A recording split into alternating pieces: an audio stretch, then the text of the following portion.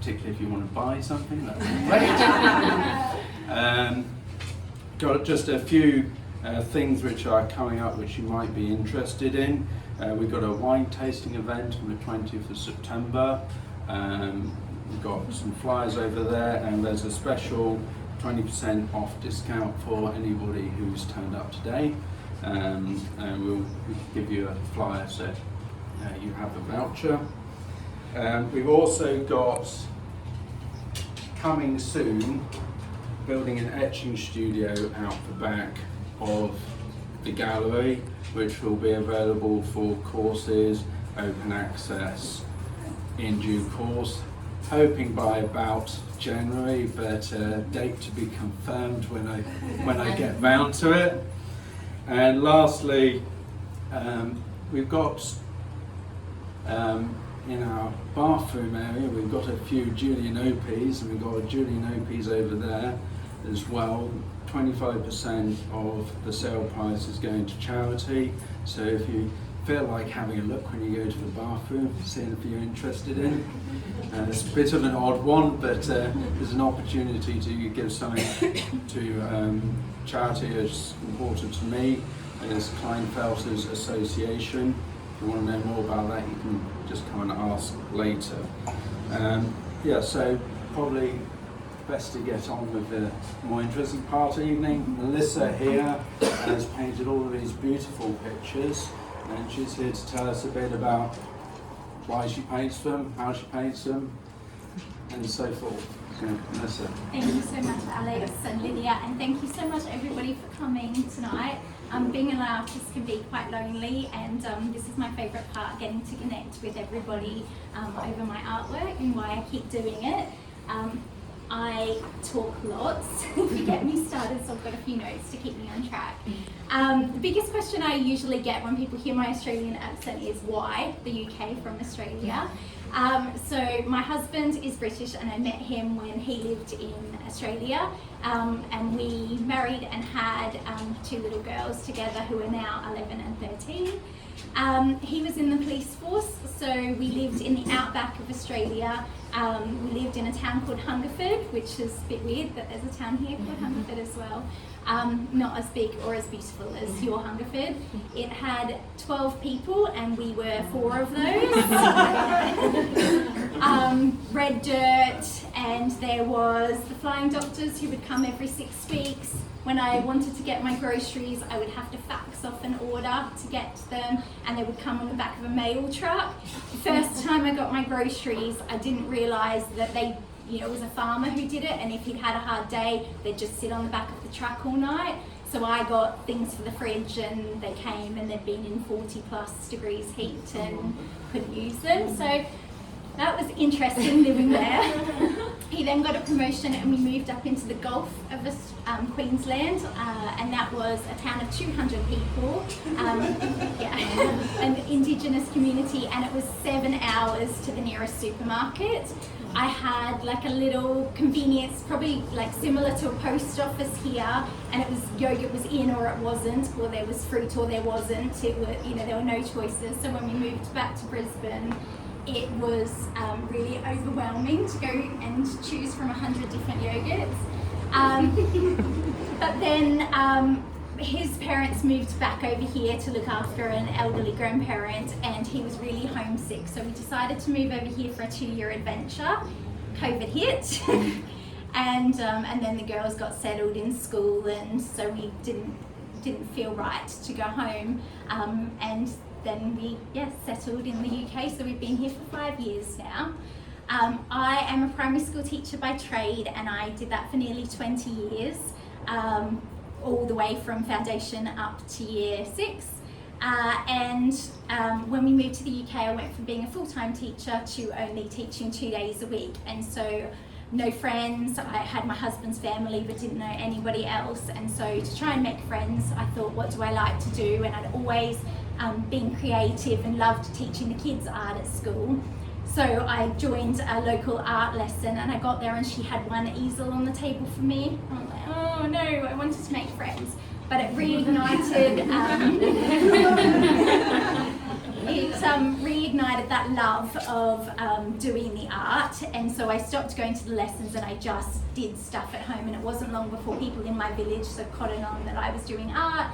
And my sister-in-law had just moved into a new flat and was like sending me things off Pinterest. Can you paint this? Can you do that? And I was doing abstract and birds and feathers and all sorts of things. And then eventually I had the conversation with myself that, you know, I wanted to find my style and figure out what I actually wanted from my artwork. So I spent a lot of time doing online lessons, and I hit flowers. And I think the reason that I hit flowers was because in Australia you have flowers pretty much, you know, all of the year. They're not something that you notice like the seasons here. And we were in lockdown and they just felt like hope when they came out, and they made you stop and notice, and they felt really bright and colourful like back home. So that's why I chose flowers.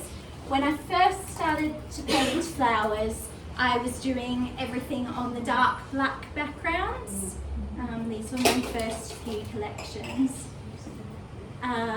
And the black background initially was the chalkboard style, from sort of joining my life as a teacher with my life as an artist. And then I did open studios last year in May, and I had a lady come in, and sometimes people can see things that you can't see. And I had these lined up, and then I had, you know, more of how I paint now. And she said, feels like something happened in your life. Something's happened from darkness and you sort of battling out of the darkness into bright and light. And I was like, oh my gosh, she's like, you've seen right through me. And what had happened was I hadn't been able to go home during the first 3 years of living here because of lockdown. And I was really in this battle because we promised our family that we were only coming for 2 years, and my mum was quite upset. And so I didn't feel like I could settle here in the UK, and I felt torn between the two places. And I really feel like these were like me trying to be joyful and happy about being here, but really it was quite challenging. And I went home and I realised home wasn't home anymore. I missed my family and I loved them very much, but you know, my girls loved being here and my husband was really happy here. And I came home and I gave myself permission to put down roots here, and this is me putting down roots and saying the UK is now home for us and I can be happy here, and that's okay. So that's sort of the story of that. I think I was asked before by one of you lovely people why sort of the belief in myself to do the artwork, and 5 years doesn't sound like a really long amount of time to be painting. And I know some of you are ambitious artists, so I don't want you to feel discouraged, because I painted 3 days a week for 5 years straight, so that's a lot of hours to get to this point. But I think what made me believe that I could do it was when I was teaching in the classroom, I was really passionate about teaching growth mindset and teaching the children that you're not born great at maths or you're not born great at art. It's something that you just need to put the hours into. And I've really seen, I've been teaching children's art classes in this last year, and it's the children who aren't allowed felt tips in their house that really are sort of on the back foot when it comes to art. So it gave me that belief that I just needed to put in the hours to get to a point where I would be happy in my work and happy with my style, and that's how I got there. And really, I think art is a big look inside yourself, and it's time, like it's an active meditation where you're getting to stop and think. And so I've done a lot of growing in the last 5 years as a person with each piece, and I feel like each piece teaches me a story. So this one behind the counter is called Permission to Bloom, and I was leaving the classroom and I was, starting my journey as a full-time artist, and it was that idea that what other people were thinking about me and the judgments, and just giving myself permission to let this be and not worry about what other people were thinking. And yeah, I feel like each time I do a painting, the lesson comes out of the painting as I'm doing it, and usually the title is based around that, or I'm in love with words that are different and unique. So some of the paintings are unique words that are beautiful. When I left the classroom, it was a huge step. I rehearsed my speech to my head teacher, and I thought she was going to be really upset with me, but she was really supportive. And I, straight after leaving the classroom, this piece that's over, and it's the tea piece in the tea tin, was accepted into an exhibition in London out of a couple of thousand artists, and there were 20 artists in the exhibition, and that just felt like the universe saying, yes, you're on the right track, this is what you're meant to be doing. For the last year, I've taught children's art classes, which has been a really lovely bridge between the classroom and moving into the art world. I've just secured a studio in the next village to me. I've been working from my conservatory, so that feels like the next big step. I've had to say to the children, I'm really sorry, I can't teach anymore. And a few of them have begged me for lessons that I'll keep doing because I can't say no. And then onto my process, what I generally do is paint a background colour. So I either paint on black, or the top piece over there with the blue and yellow is painted on a fluorescent pink, because I like that underlayer to pop through. I just think that adds depth to the painting. It can be really tricky to paint onto, so I often curse myself for doing it, because when you mix up a colour on the palette, it looks perfect, and then you put it onto the pink and it completely throws it. So you have to trust yourself the whole way with the process, which is an interesting way to work. This piece here and this piece here are of the same image. This one is more cropped. And I did an experiment of painting the two at the same time for the first time. I've seen other artists do it and thought I'd give it a go. I can't cope with sitting between two things, it turns out. But this one started with a white background and this one started with a black background. And the interesting thing while I was doing it was that I realised that I enjoy colour as a background so much more, but it also led the paintings in completely different ways.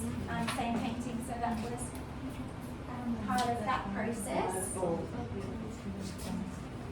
And then, weirdly, lots of people find this really strange, I paint my background last. A lot of artists paint their background first. I paint my background last.